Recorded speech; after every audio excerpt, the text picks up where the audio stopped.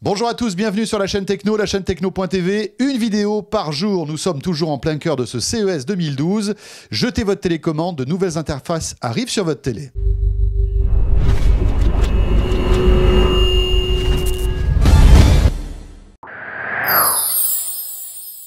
Dromadaire.com.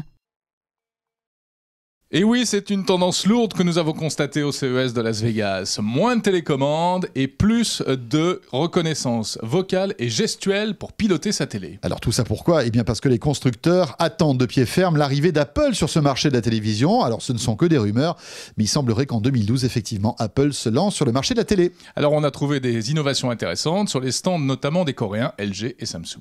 La télécommande classique c'est terminé. On a une télécommande qui a une dizaine de boutons uniquement et qui va donc une télécommande gyroscopique qui permet de naviguer de manière très très simple dans les menus. Un peu comme une Wiimote, c'est ça de Nintendo ? C'est un petit peu comme une Wiimote, voilà, extrêmement simple, extrêmement fluide. Tout ça pourquoi ? Pour surfer sur ce qu'on appelle la télé intelligente, la Smart Télé, sur laquelle vous pouvez aller retrouver tous vos contenus, bien entendu, applications, réseaux sociaux, etc.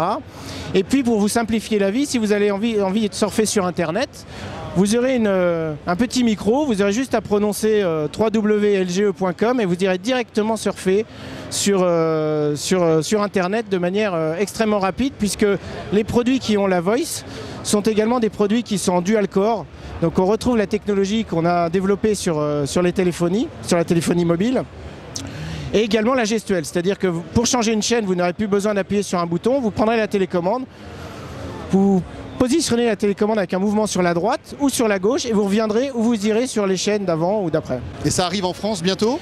Alors ça va intégrer la moitié de la gamme des produits d'LG en standard à partir du printemps. Avec un surcoût important ? Non, puisque c'est compris dans un ensemble entre la Smart Télé et puis des produits design.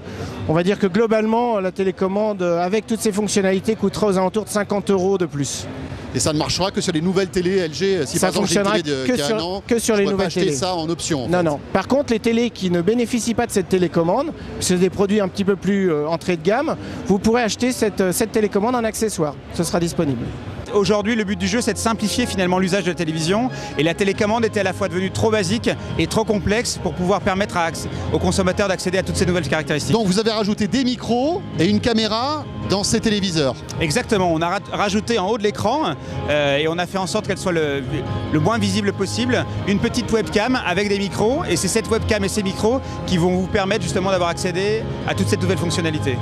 Alors on connaît très bien l'interface de Microsoft Kinect qui permet justement d'interagir avec sa télévision et des jeux avec les gestes.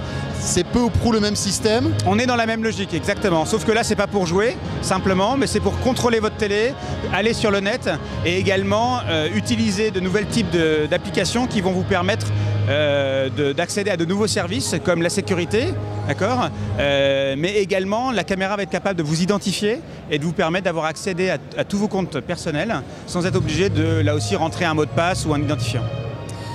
Qu'est-ce que ça apporte de plus et est-ce que ça fonctionne vraiment bien ? Ce que ça apporte de plus, c'est pas uniquement la commande et le contrôle, mais c'est la possibilité, encore une fois, via de nouvelles applications, d'aller un peu plus loin. Donc un exemple très simple, je veux me perfectionner en golf.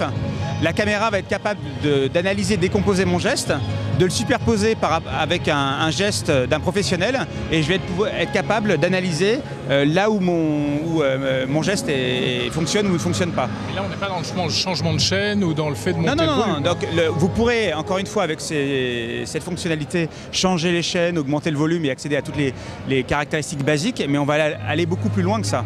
Est-ce que ça veut dire que demain, la télé sera une console de jeu comme l'est aujourd'hui la Xbox 360 ? Encore une fois, le but de cette nouvelle interface, c'est pas d'arriver dans le jeu.